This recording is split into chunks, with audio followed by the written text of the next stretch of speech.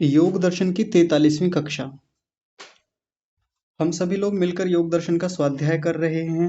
प्रथम समाधि पाद चल रहा है और इस समाधि पाद के अंतर्गत पिछली कक्षाओं तक हमने 16 सूत्रों तक पूरा कर लिया है। जो हमारी एक भूमिका चल रही थी पिछले काफी दिनों से कि वो जो चित्त की वृत्तियां हैं जिनको रोकने से योग हो जाता है, यानी चित्त की वृत्तियों का निरोध हो जाए, रोक लिया जाए उनको, तो उस स्थिति में समाधि होती है, योग होता है। और वो दो प्रकार की समाधि बताई थी, संप्रज्ञात और असंप्रज्ञात समाधि। उसको कैसे किया जाए, योग कैसे बने, यानी समाधि कैसे हो, तो उसके लिए दो उपाय बताए थे। पहला उपाय था अभ्यास और दूसरा उपाय था वैराग्य। इन दोनों उपायों को करने से चित्त की वृत्तियां क्या होती हैं, रुक जाती हैं, रोक लेते हैं हम। कहने को तो वैसे वो दो अलग अलग उपाय हैं, लेकिन हम उसको एक उपाय के रूप में इसलिए कहते हैं क्योंकि वहां विकल्प नहीं दिया हुआ कि या ये कर लीजिए या ये कर लीजिए, या तो अभ्यास कर लीजिए या वैराग्य कर लीजिए, ऐसा नहीं है। यानी दोनों को साथ लेकर ही चलना होगा। तो दोनों को साथ लेकर चलेंगे तो दो उपाय मान लेंगे हम कि वो दो उपाय हैं, नहीं तो कहने को तो एक ही है।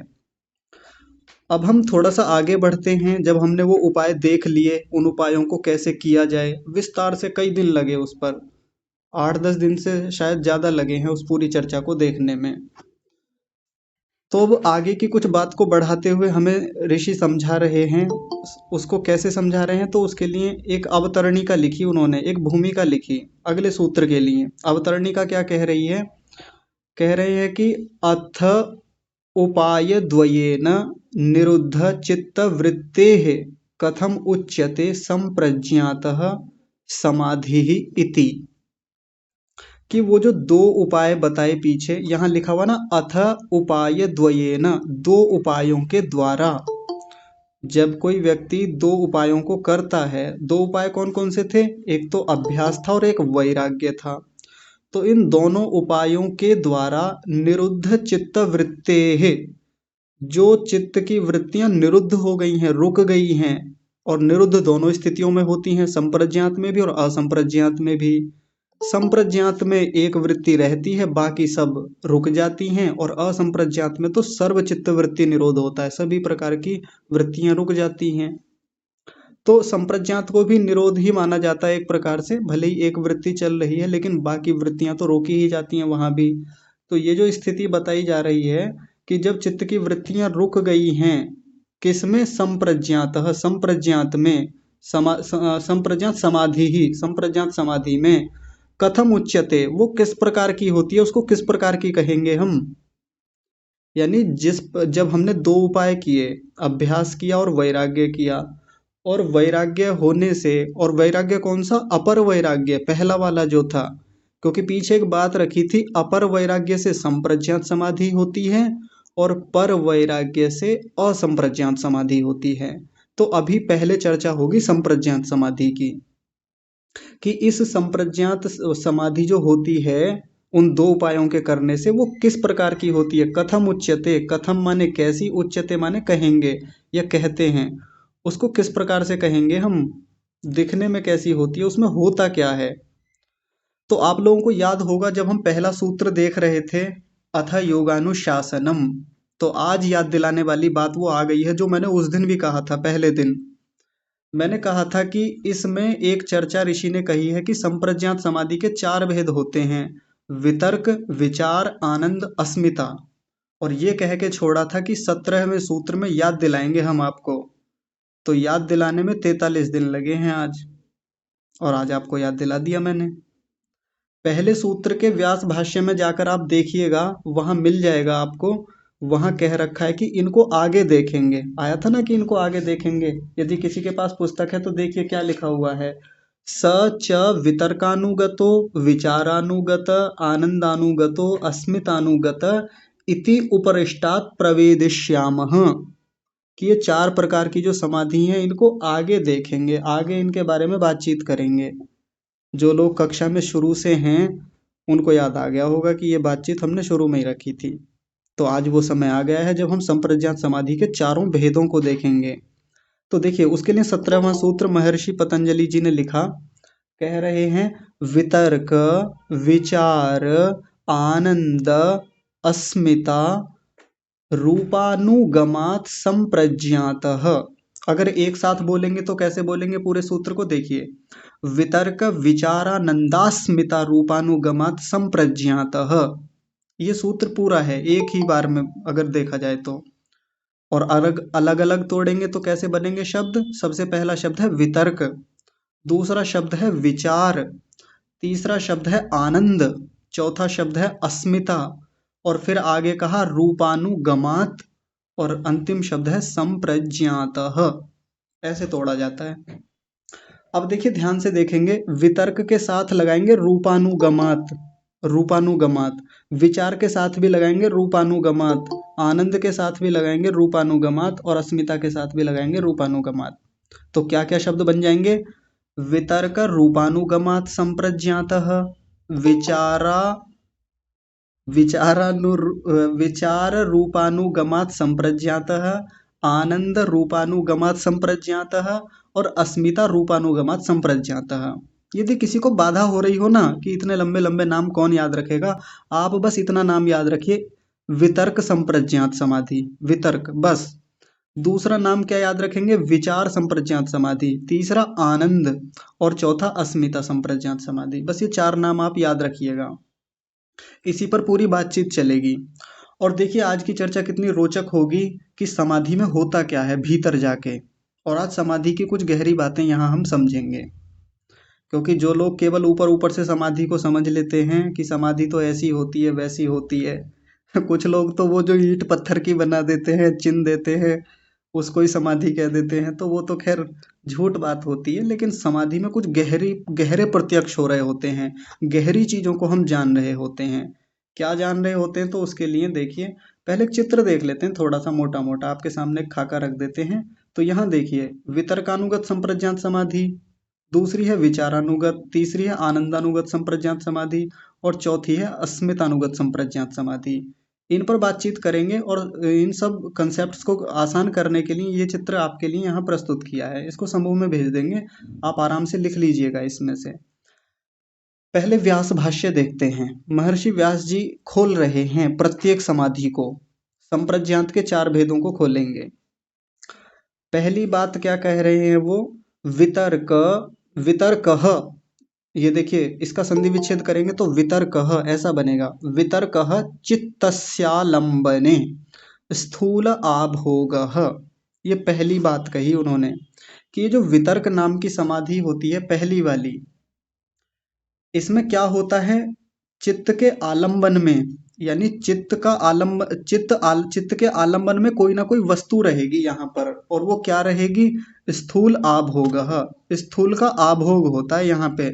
और आभोग शब्द का मतलब आप लिख लीजिए प्रत्यक्ष, यानी साक्षात्कार, ठीक ठीक ज्ञान हो जाना। प्रत्यक्ष का मतलब होता है ठीक ठीक ज्ञान हो जाना, अच्छे से पकड़ में आ जाना।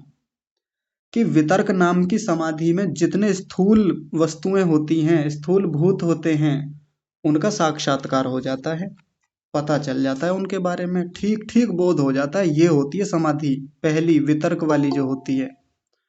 अब देखिए पहली ही बात इतनी रोचक मिल गई। और स्थूल भूत क्या होते हैं, तो देखिए इस चित्र से समझ में आ जाएगा स्थूल भूत क्या होते हैं। तनिक रुकिए, इसमें कुछ बाधा हो रही है।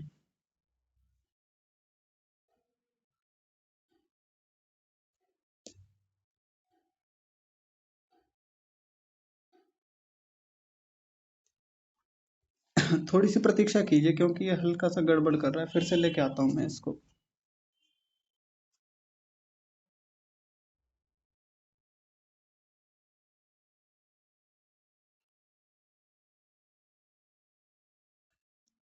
ज़्यादा चलने की प्रक्रिया में कभी कई बार हैंग हो जाता है, तो ऐसा हो जाता है।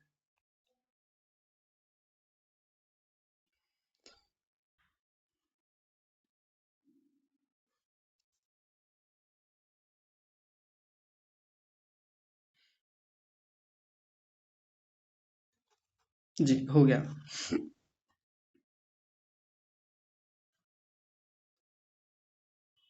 देखिए ये दोनों चित्र मैं साथ साथ रखूंगा तो आपको समझ में आएगा। ये जो पहली वितर्कानुगत संप्रज्ञात समाधि होती है, इसमें पृथ्वी आदि स्थूल भूतों का साक्षात्कार होता है। अब यहाँ पृथ्वी आदि लिखा हुआ है, तो पृथ्वी आदि का मतलब क्या हो गया? पृथ्वी, अग्नि, जल, वायु, आकाश, इन सब स्थूल भूतों का साक्षात्कार होता है। कौन सी समाधि में? वितर्कानुगत संप्रज्ञात समाधि में। और पृथ्वी का मतलब ये वाली पृथ्वी नहीं है जिसपे हम रहते हैं, ये जो गोल गोल घूमने वाली है। पृथ्वी का मतलब है पृथ्वी स्थूल भूत तत्व जो है, जिससे ये सारा संसार बना है, जिससे हमारा शरीर बना है, जिससे हमारी ये जिस कुर्सी पर हम बैठे हैं वो कुर्सी बनी है, जिस पृथ्वी नाम के तत्व से। वैसे स्थूल नाम लिखा जाता है इसका, लेकिन होता ये भी सूक्ष्म है, हर वस्तु में विद्यमान होता है ये पृथ्वी नाम का तत्व, जिससे हमारी सामने की पुस्तक बनी हुई है, जिससे वृक्ष बना हुआ है, जिससे सारे संसार के जीवों के शरीर बने हुए हैं, वो वाला पृथ्वी तत्व, उसका साक्षात्कार हो जाता है, ठीक ठीक बोध हो जाता है इस समाधि में जाके। और देखिए क्या होता है इस समाधि में। पृथ्वी के अलावा और क्या बताया? अग्नि, अग्नि तत्व जो होता है, अग्नि का मतलब वो आग नहीं जो हमारे चूल्हे में जलती है, हाँ वो भी अग्नि होती है, वो बाह्य भौतिक रूप से एक अग्नि है, लेकिन उसके भीतर सूक्ष्म रूप में अग्नि तत्व विद्यमान होता है, और जो लगभग संसार की हर वस्तु में विद्यमान है वो अग्नि तत्व, वो वाला स्थूल भूत होता है वो, उसका साक्षात्कार होता है। अग्नि के बाद जल तत्व का साक्षात्कार होता है, ऐसे ही जल के बाद वायु, और वायु के बाद आकाश नाम का जो स्थूल भूत है उसका साक्षात्कार होता है। कौन सी समाधि में? वितर्कानुगत संप्रज्ञात समाधि में। तो पहली बात पूरी हो गई। एक बार फिर से पढ़ेंगे, क्या कहा था महर्षि व्यास जी ने? वितर्क चित्तस्य आलम्बने स्थूल आभोगा, चित्त के आलंबन में स्थूल होता है, यानी चित्त का सहारा होता है। आलंबन का मतलब होता है सहारा लेता है। चित्त जो होता है हमारा, किसका सहारा लेता है? स्थूल वस्तुओं का। और स्थूल में कौन सी वस्तुएं आएंगी?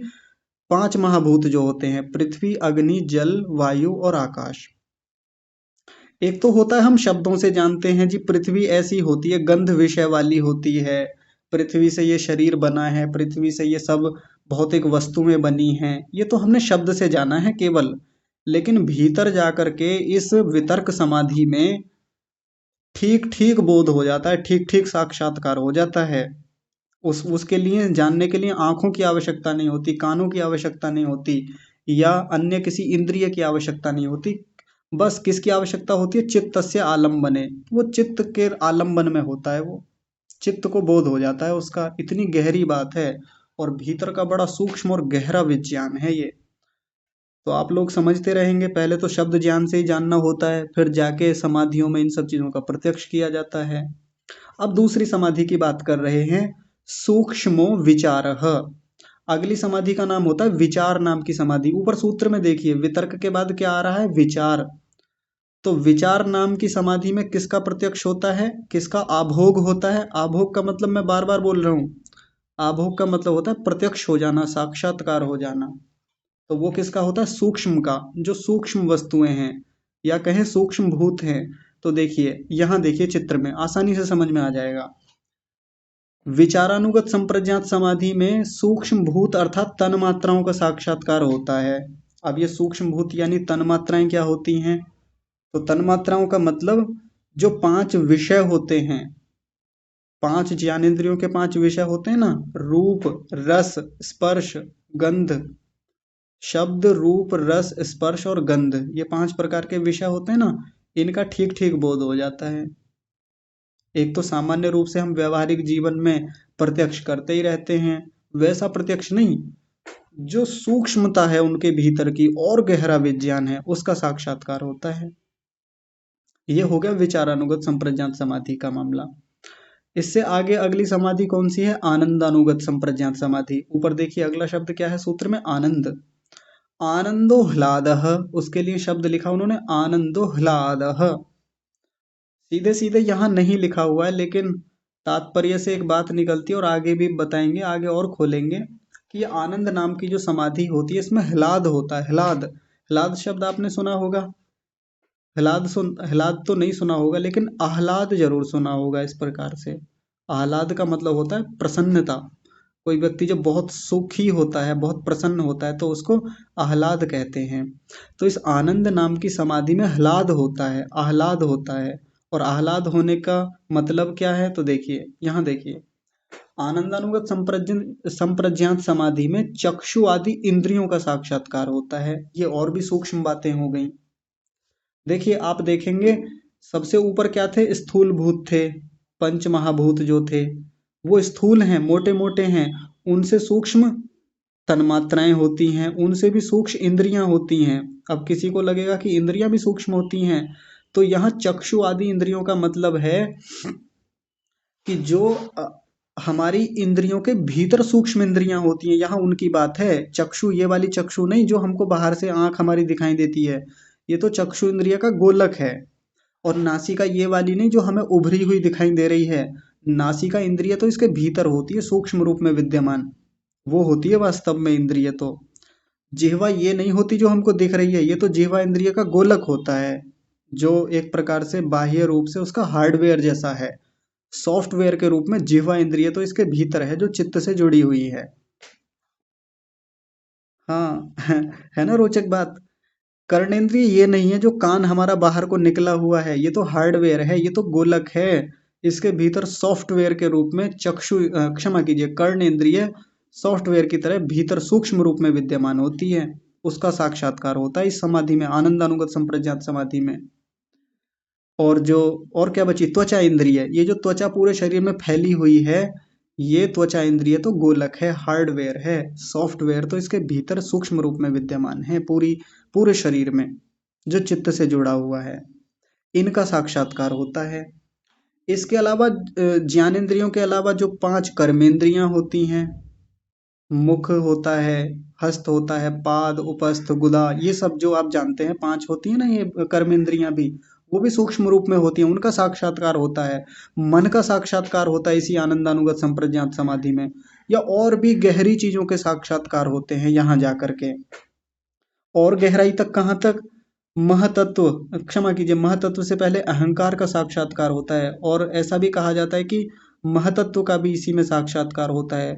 और जो अव्यक्त स्थिति तक जो मूल प्रकृति होती है उसका भी साक्षात्कार यहाँ होता है। यानी जो त्रिगुणों की कल बात चल रही थी ना, कल परसों भी बातें हुई थी, उन 3 गुणों का भी साक्षात्कार यहाँ इस समाधि तक आते आते होता है, आनंदानुगत संप्रज्ञात समाधि में।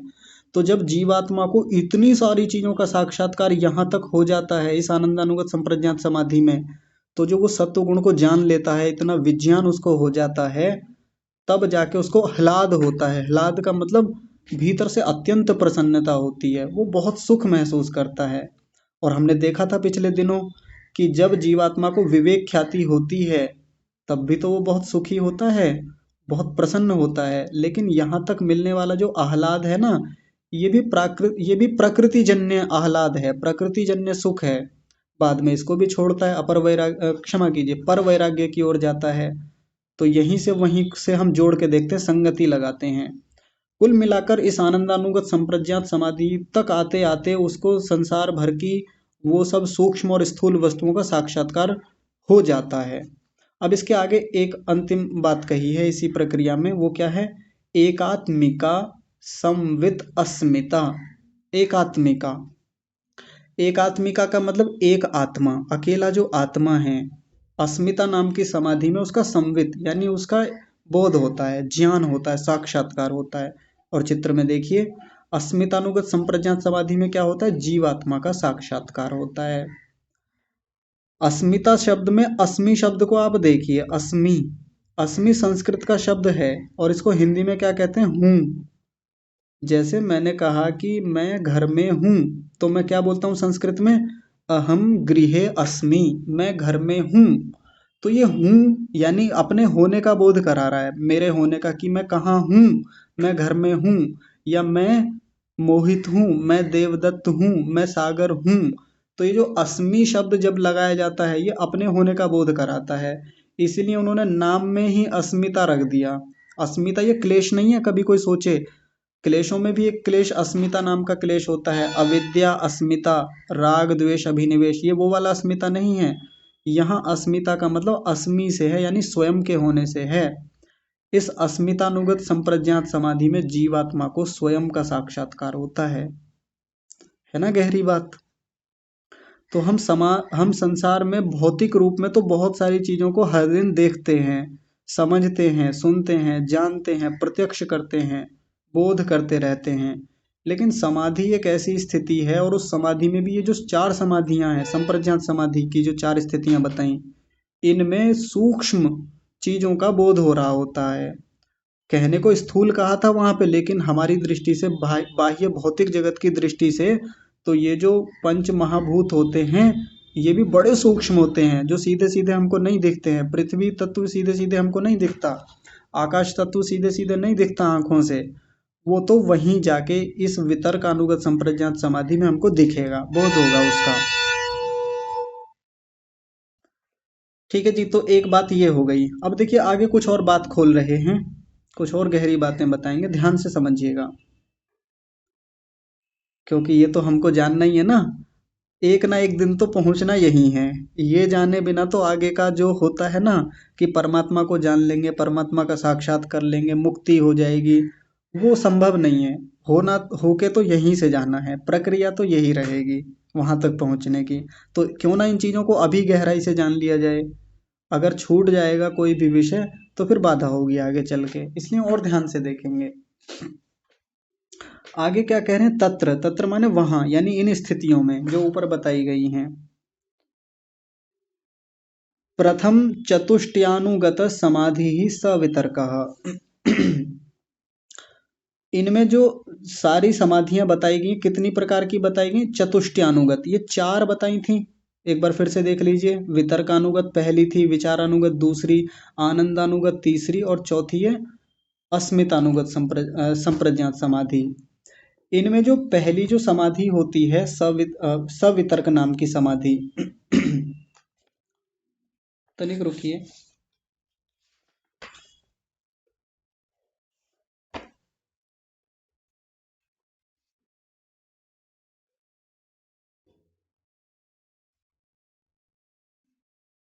हाँ, उसमें पहली ये जो चतुष्टयानुगत समाधि है, चार प्रकार की जो है, उसमें पहली को कौन सी बताया था, सवितर्क समाधि बताया था। अब ध्यान से देखेंगे, यहाँ सीधे सीधे नहीं है, लेकिन बहुत सारे विद्वानों ने, स्वामी सत्यपति परिव्राजक जी ने भी कुछ इस प्रकार की बातें बताई हैं, जो मैंने यहाँ इस चित्र में आप लोगों के लिए प्रदर्शित की हैं। वो क्या है कि इस प्रथम समाधि में जो वितर्क समाधि होती है, इसमें जीवात्मा के लिए चार विषय जिज्ञास्य होते हैं। जिज्ञास्य का मतलब जानने योग्य है, वो इन विषयों को जानना चाहता है। चारों विषय रहते हैं वहां पे। अभी देखिए, बात पूरी स्पष्ट करेंगे, कैसे चारों विषय रहते हैं उसके लिए जिज्ञास्य। एक तो होता है स्थूल भूत, दूसरा होता है तन्मात्राएं, तीसरा होता है इंद्रियां, चौथा होता है जीवात्मा। ये चार विषय हो गए। लेकिन मूल रूप से, मुख्य रूप से साक्षात्कार किसका होता है, वो तो स्थूल भूतों का ही होता है। और ये जो तन्मात्राएं हैं, इंद्रियां हैं, जीवात्मा है, इनका गौण रूप से थोड़ा थोड़ा, हल्का हल्का ज्ञान इनका भी होता रहता है। किसमें से, चारों में से। समाधि चारों में रहेंगे ये विषय।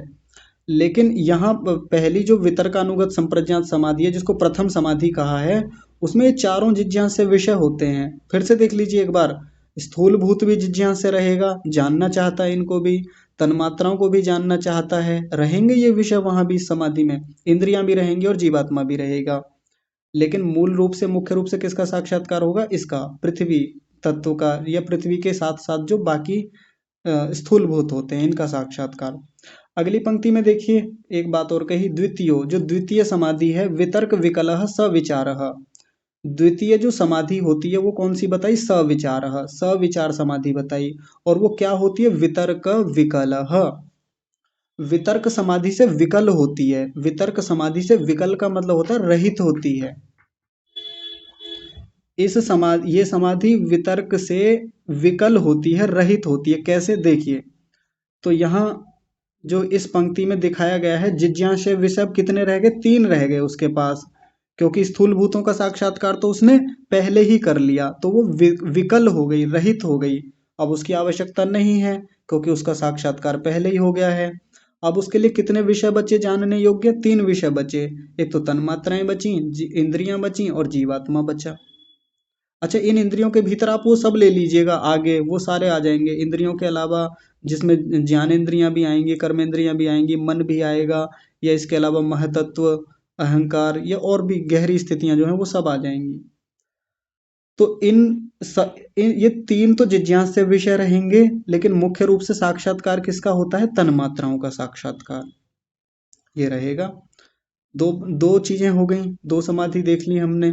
अब देखिए तृतीय, तृतीय विचार विकलः सानंदः, ये आनंद सहित समाधि होती है तीसरी वाली। और कैसी होती है? विचार विकलः, विचार से रहित होती है। विचारानुगत संप्रज्ञात समाधि से रहित होती है। विचार का मतलब वैसा विचार नहीं जो थिंकिंग वाला विचार होता है, उसकी बात नहीं कर रहे हैं। विचार का मतलब ये वाला विचार, ये वाली विचार समाधि।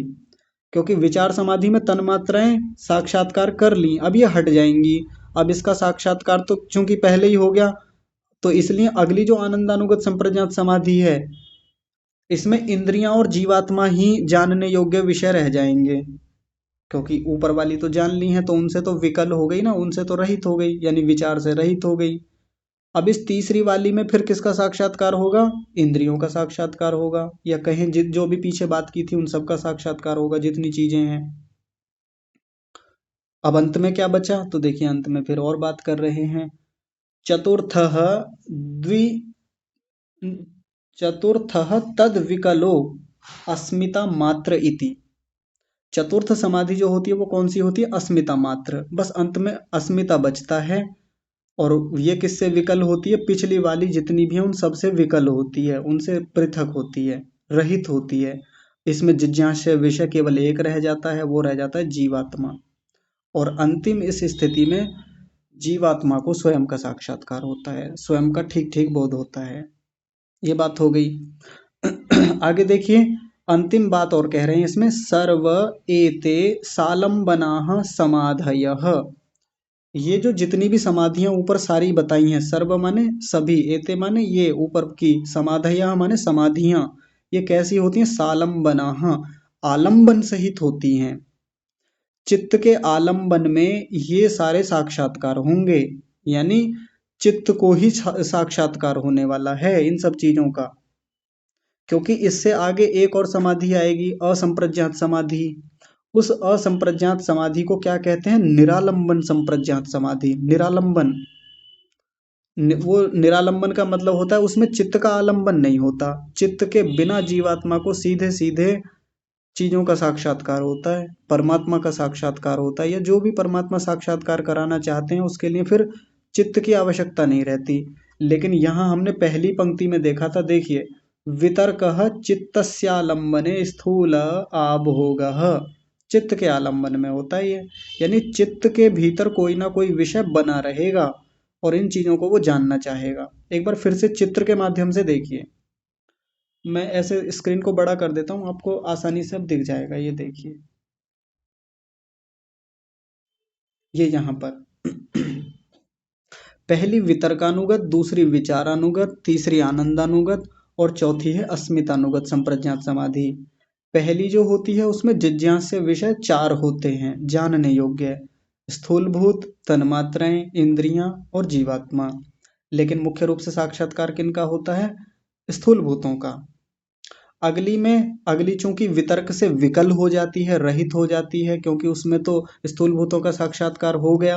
अब तीन जिज्ञास्य विषय रह जाएंगे, तन्मात्राएं, इंद्रियां, इंद्रियों के साथ साथ हम वो भी ले लेंगे, प्रकृति को भी ले लेंगे, साथ में जीवात्मा बचेगा। लेकिन मुख्य रूप से साक्षात्कार किनका होगा इसमें? सूक्ष्म भूतों का। अब तीसरी जो आनंदानुगत संप्रज्ञात समाधि होगी उसमें क्या होना है?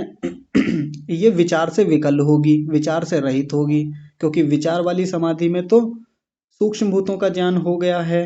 अब इसमें तो उनको लेंगे नहीं, इसमें तो केवल दो जिज्ञास्य विषय रहेंगे जानने योग्य, वो क्या है? इंद्रियां और जीवात्मा। लेकिन साक्षात्कार मुख्य रूप से किसका होगा? चक्षुवादी इंद्रियों का साक्षात्कार होगा इसमें। अब इसमें अंतिम जो बची, अंतिम इन ऊपर वाली सबसे विकल रहेगी क्योंकि वो सारे विषय जान लिए हैं जीवात्मा ने, सबका साक्षात्कार हो गया है। एक ही जिज्ञासा विषय रहेगा, जीवात्मा स्वयं को जानना चाहता है। अब तक पूरी प्रक्रिया में थोड़ा बहुत जाना होगा जीवात्मा ने स्वयं को, क्योंकि जिज्ञासा विषय तो हर समाधि में रहा ना। ये देखिए जीवात्मा हर जगह लिखा हुआ है यहाँ पे। लेकिन मुख्य रूप से, प्रधान रूप से और ठीक ठीक स्थितियों में यदि जीवात्मा कहीं अपने आप को जान पाता है तो वो अस्मितानुगत संप्रज्ञात समाधि होती है। ये बड़ी गहरी बात है। अब यदि किसी को कोई एक बात समझ में शायद ना आ रही हो तो एक उदाहरण हम एक लौकिक जीवन का रखेंगे और शायद ये बातें आपको स्पष्ट हो जाएंगी। देखिए उदाहरण क्या है। मान लीजिए कोई विद्यार्थी है, वो 9वीं कक्षा में पढ़ता है। जब पहली बार किसी बड़े स्कूल में गया, इंटर कॉलेज में गया, 9वीं कक्षा से ही ज़्यादातर इंटर कॉलेज में लोग जाते हैं। तो वहाँ पर जाने के बाद में उसने कुछ विषय लिए पढ़ने के लिए। उसका मन वहाँ से अपने करियर को बनाने का होता है कि मैं मैथ पर काम करूँगा। मुझे जीवन में यदि कोई पढ़ना अच्छा लगता है, कोई विषय जिसको मैं मूल रूप से जानना चाहता हूँ, वो है गणित। मैथमेटिक्स पढ़ना चाहता हूँ, इसी पर मैं शोध करूँगा। किसी ने बता दिया होगा उसको, अब उसको अच्छा लगता है गणित पढ़ना। बाकी भी विषय पढ़ने पड़ते हैं उसको, क्योंकि उनके पढ़े बिना काम नहीं चलता। पास होना है तो बाकी विषय भी पढ़ने होते हैं। लेकिन ज़्यादा काम वो किस पे करता है? गणित पे करता है।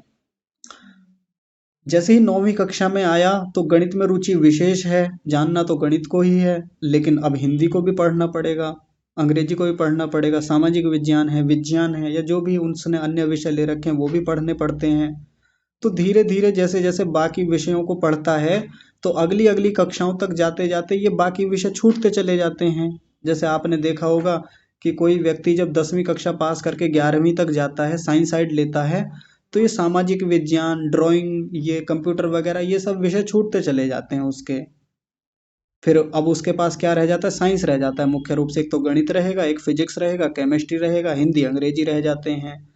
12वीं कक्षा करने के बाद ये हिंदी अंग्रेजी भी छूट जाते हैं ज़्यादातर। अब क्या रह जाता है उसके पास? साइंस रह जाता है। और यदि वो गणित में ही कुछ काम करना चाहे, मान लीजिए गणित से बीएससी करना है, हालांकि मिलने को कई स्थानों पे मिल भी जाते हैं, हिंदी अंग्रेजी दे देते हैं। लेकिन यदि कुछ ऐसे भी संस्थान हैं जहाँ केवल यदि गणित से वो अपनी ग्रेजुएशन करना चाहे तो वो गणित से आगे चलाता रहता है काम, आगे जाके और पीएचडी करता है और गहराई से उस विषय को जानता है। गणित तो इसने 9वीं में भी पढ़ा, गणित तो 10वीं में भी पढ़ा था, थोड़ा थोड़ा सा 11वीं 12वीं में भी पढ़ा, लेकिन और हाँ ग्रेजुएशन में भी पढ़ा, पोस्ट ग्रेजुएशन में भी पढ़ा। लेकिन हर बार जैसे जैसे लेवल बढ़ रहा है वैसे वैसे गणित को कैसे जानता है? सूक्ष्मता से, बारीकी से। कभी जब इसका एक छोटा सा टॉपिक होता था मैथ में, किसी को मान लीजिए कैलकुलस को लेके था, एक पूरा एक चैप्टर था, लेकिन आगे जाके पूरी एक किताब ही कैलकुलस की हो जाती है। ट्रिग्नोमेट्री का कभी एक चैप्टर हुआ करता था, लेकिन आगे जाके बीएससी में या एमएससी में पूरी एक किताब ही ट्रिग्नोमेट्री को लेकर के है। स्टैटिस्टिक्स नाम का एक टॉपिक होता है, चैप्टर होता है, लेकिन आगे जाके पूरी उसकी किताब पढ़नी होती है और गहराई से जानता है। वही मामला समाधि में है। पहले विषय उसके पास बहुत सारे होते हैं, 4 विषय हैं जानने के लिए, उन विषयों को जानना चाहता है। अब जानना होता है इसको, बिना जाने आगे बढ़ भी नहीं सकता। चूंकि स्थूल विषय हैं, स्थूलों को देखना आसान होता है, स्थूलों को पकड़ना थोड़ा इजी होता है उसके लिए, तो उनको जल्दी पकड़ लेता है। जैसे सामान्य रूप से हम व्यवहारिक जीवन में भी देखें कि जो मोटी मोटी बातें हैं वो जल्दी समझ में आ जाती हैं और जो बारीक बातें हैं वो व्यक्ति को देर में समझ में आती हैं। सामान्य रूप से जोड़ना घटाना सबको आता है कि जी 5 में 5 जोड़ेंगे तो 10 हो जाएंगे, 10 में 20 जोड़ेंगे तो 30 हो जाएंगे। ये जोड़ना घटाना स्थूल है, मोटा मोटा सबको आता है। लेकिन अगर हम कह दें कि -13 और +16 बताइए कितना आएगा, तो ये जो जोड़ घटाव है ये अब सूक्ष्म लेवल का हो गया। मैंने कहा 2.5 माइनस 3.7 माइनस करके बताइए, ये सूक्ष्म स्तर का ज्ञान हो गया। तो आगे आगे बढ़ने के लिए, आगे आगे जानने के लिए अब गहरी समझ की आवश्यकता होती है, गहरी जानकारियां चाहिए, गहरा अनुसंधान चाहिए, मेहनत चाहिए उसके लिए। तो यहाँ जब हम इस प्रक्रिया में आगे बढ़ते हैं समाधि में, तो स्थूल वस्तुएं जो हैं और ये जो पंच महाभूत होते हैं, पृथ्वी तत्व है, अग्नि जल वायु आकाश जो तत्व हैं, ये स्थूल विषय होते हैं। सीधे सीधे तो ये भी पकड़ में नहीं आते, लेकिन समाधि के स्तर पे जाके देखें तो ये स्थूल विषय होते हैं और जीवात्मा इनको जल्दी पकड़ लेता है। तन्मात्राएं भी थोड़ी थोड़ी पकड़ में आती हैं, इंद्रियां भी थोड़ी थोड़ी पकड़ में आती हैं और बाकी चीजें भी, और साथ में जीवात्मा स्वयं का भी थोड़ा थोड़ा बोध कर रहा होता है। लेकिन जैसे ही अगली कक्षा में जाता है, अगली कक्षा में जाने का मतलब अगली समाधि तक पहुंचता है, विचारानुगत संप्रज्ञात समाधि, 10th क्लास 11th क्लास में पहुंचता है, तो कुछ विषय उसके छूट जाते हैं। जैसे कई बार सामाजिक विज्ञान को छोड़ देता है, ड्राइंग को छोड़ देता है, आगे जाके संस्कृत को छोड़ देता है, ये नहीं मिलेगी ऐसा करके। क्योंकि पढ़ लिया ना उनको, तो जितना पढ़ना था उसको। अब ये स्थूल भूतों को जितना जानना था जान लिया, अब उसके आगे सूक्ष्म भूतों को और गहरी चीज़ों को जानता है। फिजिक्स केमिस्ट्री के टॉपिक्स जो हैं गहरे विषय, उनके लिए अलग किताबें मिल जाती हैं उसको, उनको पढ़ता है। लेकिन फिजिक्स केमिस्ट्री लेनी अनिवार्य होती है, अब पढ़ना जरूरी तो होता नहीं उसको, लेकिन मजबूरी है, पढ़ना है। फिजिक्स केमिस्ट्री मुख्य लक्ष्य तो गणित को पढ़ना है, फिजिक्स केमिस्ट्री तो लेनी अनिवार्य होती हैं, पढ़नी पड़ती हैं उसको मजबूरी में। वैसे ही यहाँ पे इंद्रियां, तन्मात्राएं, इंद्रियां और जीवात्मा, इन तन्मात्राओं को फिजिक्स समझ लें, इंद्रियों को केमिस्ट्री समझ लें, और जीवात्मा मैथमेटिक्स की तरह रहेगा। तो तन्मात्राएं और इंद्रियां पढ़नी पड़ रही हैं एक प्रकार से, तो पढ़ करके बोध कर लेता है तन्मात्राओं का, यानी फिजिक्स का पढ़ लेता है, ऐसे समझ लीजिए। लेकिन जानना तो जीवात्मा को ही है, थोड़ा थोड़ा बाकी चीजों को भी जानता रहता है, इंद्रियों को भी, जीवात्माओं को। जैसे फिर अगली कक्षा में जाता है आनंद अनुगत संप्रज्ञात समाधि में, अब ये वाली जो समाधि है विचार वाली, इससे विकल हो जाता है, उनको छोड़ देता है क्योंकि जान लिया है उनको। आगे ग्रेजुएशन में जाते जाते अब उसके पास दो विषय रह जाते हैं, इंद्रियां और जीवात्मा, इनको जानना चाहता है।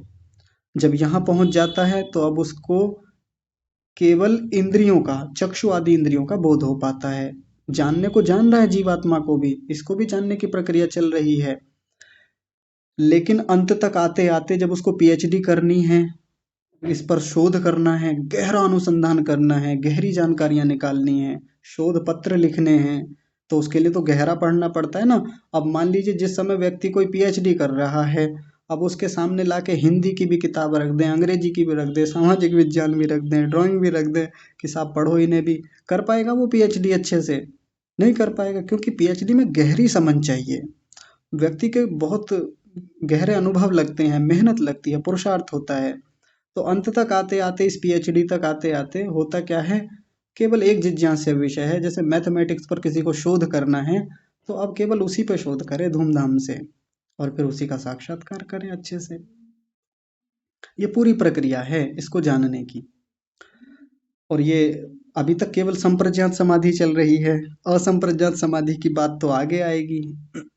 अब मैं कुछ और गहरी बातें 2-4 मिनट में आपको बताता हूँ जो समाधि को लेकर के हैं।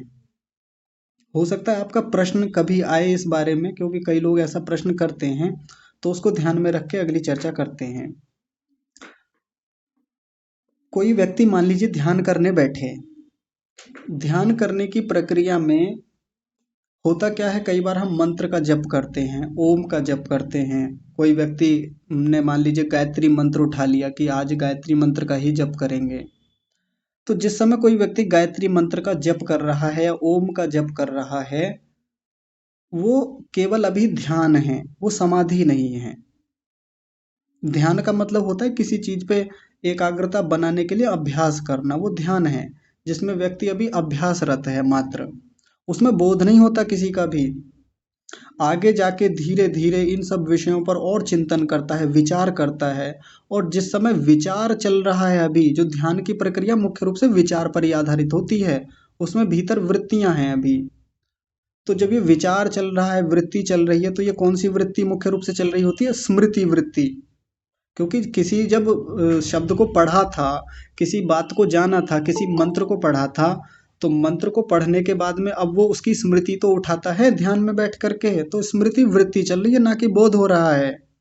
कोई व्यक्ति यदि ध्यान में किसी मंत्र का जप कर रहा है तो वो समाधि नहीं है, वो तो भी ध्यान की प्रक्रिया है, जिसमें स्मृति वृत्ति को आधार बना के वो चिंतन करने का प्रयास कर रहा है, उसका विचार चल रहा है उस विषय को लेके। अब उस प्रक्रिया में वो बहुत कुछ जान भी रहा होता है, उसका नाम समाधि नहीं है। कई बार किसी व्यक्ति को ये लगता है, जैसे एक दिन किसी ने मुझसे कहा था कि जब भी मैं कभी ध्यान में बैठता हूँ तो मुझे ना एकदम ऐसा लगता है कि कोई बोध ही नहीं हो रहा है, कोई वृत्ति है ही नहीं, बिल्कुल एकदम शून्यता जैसी स्थिति। तो क्या इसको समाधि मान लें? तो उनको उत्तर दिया गया कि नहीं, ये समाधि नहीं है, ये कोई सी भी समाधि नहीं है। क्योंकि समाधि जो होती है वो प्रत्यक्ष पूर्वक होती है, समाधि में बोध हो रहा होता है, और ठीक ठीक बोध हो रहा होता है। और किस चीज का बोध हो रहा होता है? तो ये जो आपके सामने इतनी चर्चाएं रखी हैं, इतनी सारी चीजों का बोध हो रहा होता है समाधि में। फिर कहेगा कि ये तो असंप्रज्ञात समाधि में भी तो किसी चीज का बोध नहीं होता। तो वहां भी बोध हो रहा होता है, भले वृत्तियां रुकी हुई हैं वहां पे, लेकिन परमात्मा का बोध हो रहा होता है वहां पे। चित्त के निरालंबन में चित्त का आलंबन होता नहीं है वहां पे। तो जिन लोगों को ये थोड़ा सा अपने बारे में लेके आशंका रहती है, संदेह रहता है कि जी जब हम कई बार बैठ जाते हैं तो शून्यता जैसी स्थिति हो जाती है, कोई विचार ही नहीं आ रहा, किसी प्रकार का कुछ चल ही नहीं रहा है भीतर, तो क्या इसको निरोध समाधि मान लें, निरोधावस्था मान लें? नहीं, निरुद्ध नहीं है। वो कुछ समय के लिए आपकी मूढ़ता हो सकती है, वो कुछ समय के लिए आपकी विचार शून्यता हो सकती है, बस इतना ही लेके चलें उसको। उसको समाधि ना कहें, क्योंकि समाधि गहरी समझ का विषय है। जब भी समाधि की बात होगी तो समाधि का मतलब उसमें समाधान हो रहा है, साक्षात्कार हो रहा है, ये हमको पहले समझ लेना चाहिए। नहीं तो समाधि के नाम पे हम कहीं ना कहीं भ्रम में रहेंगे, हो कुछ रहा है हमारे साथ और हम ये विचार करेंगे कि जी देखो मेरी समाधि लग गई या उनकी समाधि हो गई। समाधि का सीधा तात्पर्य है कि उसमें बोध हो रहा है, साक्षात्कार हो रहा है। ठीक है जी। तो आप इस सूत्र पर विचार करेंगे, इस व्यास भाष्य पर विचार करेंगे। आपके जितने प्रश्न होंगे, जो भी बातें होंगी, वो हम कल की कक्षा में लेंगे। आज का विषय यहीं रखते हैं। आप सभी का बहुत सारा धन्यवाद, और विशेष रूप से धन्यवाद परमपिता परमात्मा का, जिन्होंने हमको इतनी सारी अनुकूलताएं प्रदान की। आप सभी को सादर प्रणाम।